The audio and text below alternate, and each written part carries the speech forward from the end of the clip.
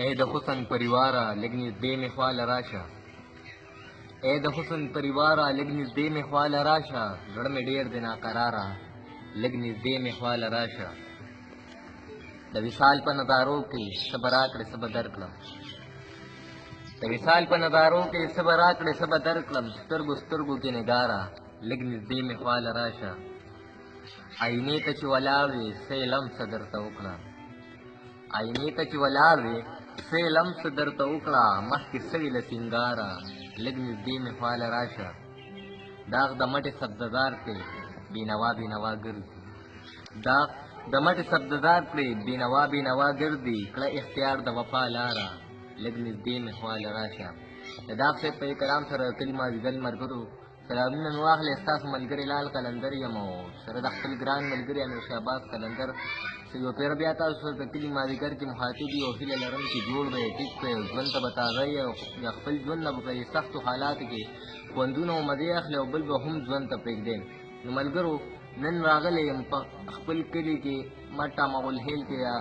شهریار داغ صاحب سره ناست یم زموږ مشر چې ډېر ښه او ستر لیکوال دی او د هغوی یو دوه کتابه هم دي یو د خیالي چپي دی غالبا او د پښتونخوا وږمې نو کتابونه خو به ډېر ملګرو کتلي وي او مونږ وایو چې راځئ نن هغوی له ورشي داسې تېنه یو پروګرام تېنه ریکارډ کړو هغه بیا د خپل پښتنو ملګرو سره شریک کړو نو راځئ چې په شریکه باندې د هغوی ژوند وغوښتو چې ژوند یې څنګه تېرېږي نو داغ صاحب سلامونه مو واخلئ وعلیکم السلام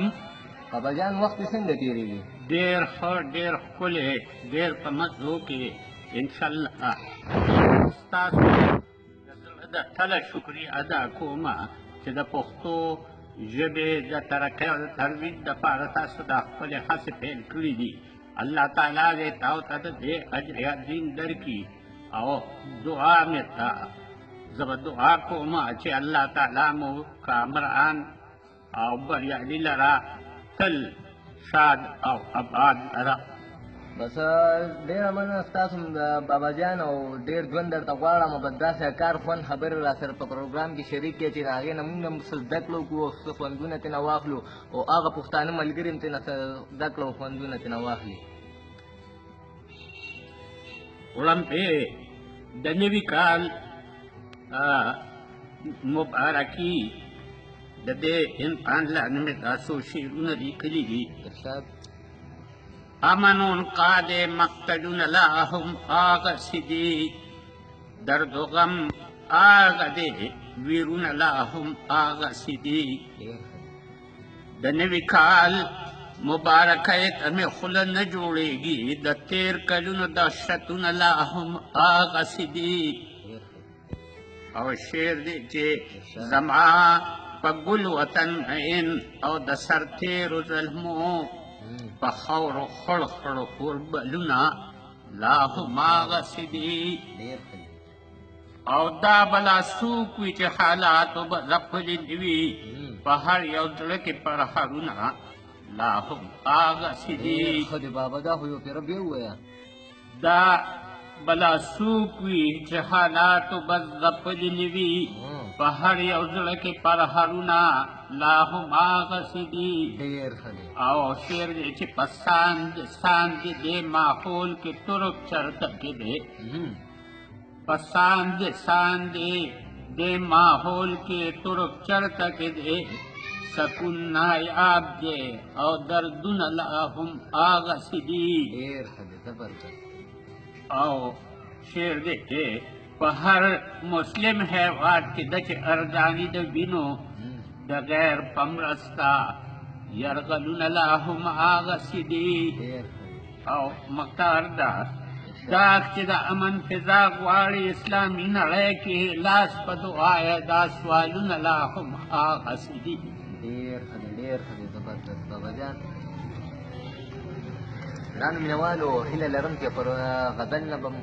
ډېر خوندونه اخیستي ډېر زړه پورې کلام یې درته ویلي هغه هم د نوي کال په مبارکۍ کې درته ډالۍ کړو هغه مینهوالو هغه وطندار ملګرو ته یې ډالۍ کړو او راځئ چې په شریکه باندې د بابا جان نه یو غزل بل هم وورو چې مونږ هم ترېنه خوندونه واخلو تاسو هم ترېنه واخلئ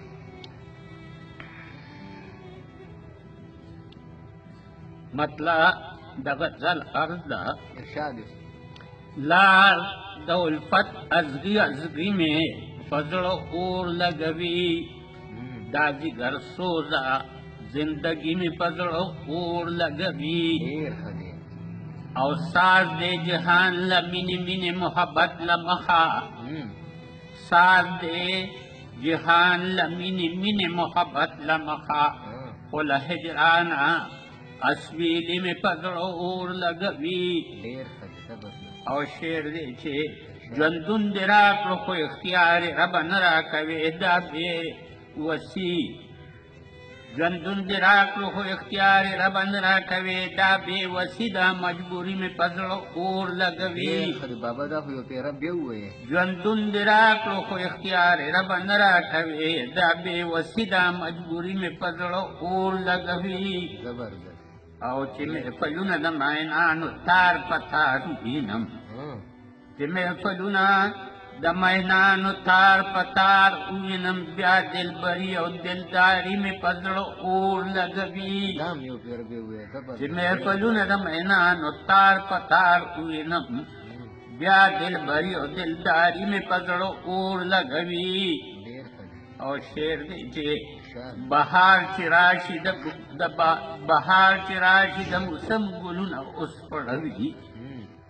بهار چې راشي د موسم ګلونه اوس پړوي خو د خزان ناګواري مې په زړه اور لګوي ډیر ښه دی. او شعر دی چې څه بې پروا و چې شور د بېلتون نه اورېده سبے پرواو چې شور د بلتون ناورید د یار غفلت او بے غمی میں پزړو اور لګوي ډیر ښه دی بابا، دا هم یو پیره ووایې. سبے پرواو چې شور د بلتون ناورید د یار غفلت او بے غمی میں پزړو اور لګوي ډیر او مختار دا غشکون دی دا غشکون دے پسکون چے سبے وارا کوي دا غشکون دے پسکون چے سبے وارا کوي دا گردشونو بے رحمی میں پزړو اور لګوي. ډیره مننه بابا جانو. ډېر ژوند درته غواړم چې مونږ هم په دونه مصروفه حالاتو کې مونږ له ټیم راکړلو او هغه د کلي مازدیګر هم راسره رنګین کړو، نو هغه ملګرو ته هم ډالۍ وي او د داسې هم ډېره زیاته مننه کوم چې او د بل ملګري د تګه پورې خپل ملګري ګران ملګري لال قلندر له اجازت ورکړي چې کوم ځای یې الله محاد او آباد ساته د لوی الله په امان.